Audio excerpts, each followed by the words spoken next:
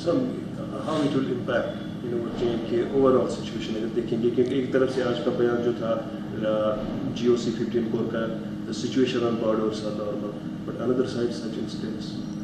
अब अगर नॉर्मल होता तो इस तरह के हमले होते नहीं, ये तो नॉर्मल है नहीं।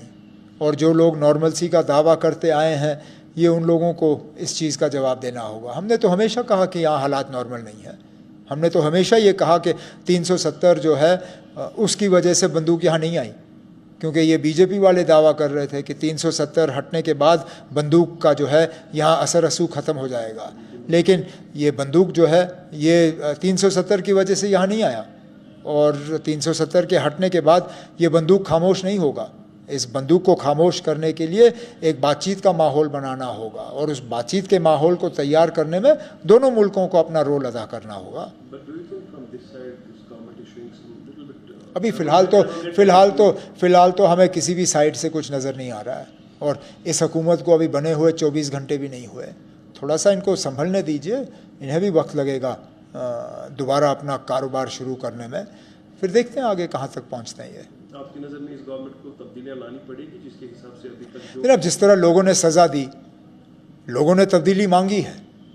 अब जिस तरह मंत्रियाँ बने, तब्दीली उसमें तो कोई ख़ास हमें नज़र नहीं आ रही है, लेकिन वोटर ने अगर कुछ पैगाम मोदी साहब को भेजा है, वो ये भेजा है कि आपके ये जो पिछले 5 साल रहे हैं, हम इससे खुश नहीं हैं। हम बदलाव चाहते हैं। हम चाहते हैं कि आप अपना तौर तरीका बदलें। हम चाहते हैं कि आप हमारी बात सुनें, न सिर्फ कि हम आपकी बात सुनते रहें। बेहतर ये होगा कि अब हुकूमत के तरफ से लोगों की बात सुनी जानी चाहिए। तो साहब, चूँकि गवर्नमेंट बनने से पहले काफ़ी नजर टिकी थी जो चंद्रबाबू नायडू, नीतीश कुमार पर की, जब इंडिया की तरफ उनका बरोडा दिखाई दिया। अब चूँकि एक अजीब सा डर हो गया, क्योंकि उनका एक कश्मीर के साथ कुछ कनेक्टिविटी भी रही है, थोड़ा सा तजुर्बा भी। क्या हमारे यहाँ उनकी प्रेजेंस इस गवर्नमेंट में इम्पैक्ट बढ़ेगी to restore the statehood and other activities? उम्मीद करते हैं। क्या करेंगे क्या नहीं करेंगे ये वक्त बताएगा, लेकिन हम तो चाहेंगे, क्योंकि जब हमारे जम्मू कश्मीर के साथ 5 अगस्त को जो हुआ, ख़ासकर जब हमें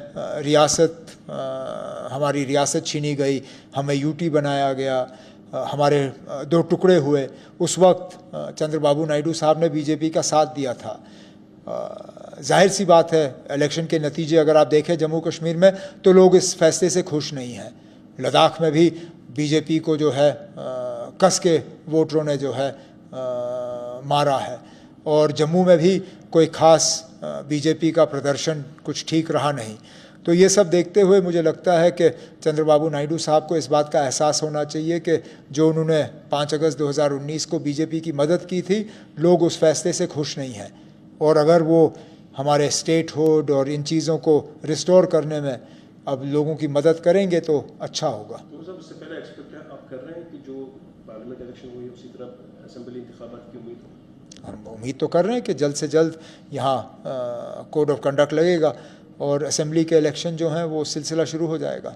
इस इलेक्शन में और एक बात देखने को मिली है कि जो हमारी यहाँ पार्टियाँ हैं, चाहे नेशनल कॉन्फ्रेंस है, PDP है, जो भी है, इसमें कश्मीर वैली में नेशनल कॉन्फ्रेंस दिखी, जम्मू में तो पलड़ा अपोजिशन का बारी रहा है, और नॉर्थ कश्मीर में आने वाले टाइम में किस तरह का इम्पैक्ट पड़ सकता है जो हमारी यहाँ खुद की पार्टी है?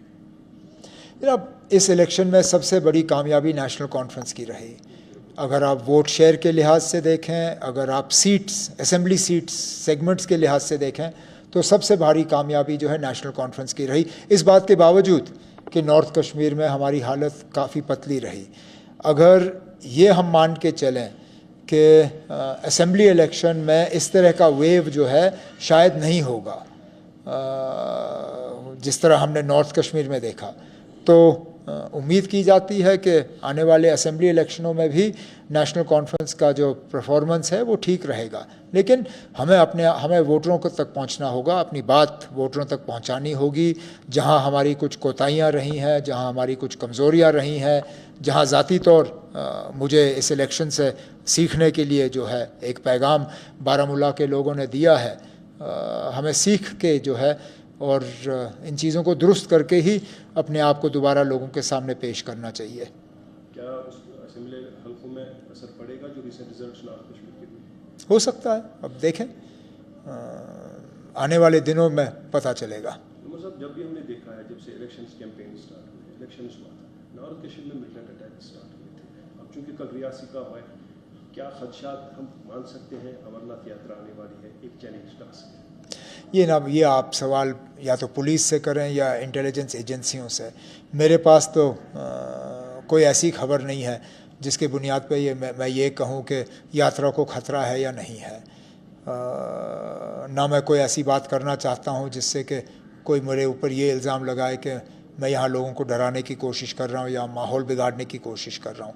हम हमेशा ये उम्मीद लगाए बैठे हैं कि यात्रा जो है पुरअमन तरीके से हो, जो यात्री आएँ वो सही सलामत जो है यात्रा करके यहाँ से वापस चले जाएँ, और यही हमारी उम्मीद रहेगी और यही हमारी दुआ रहेगी।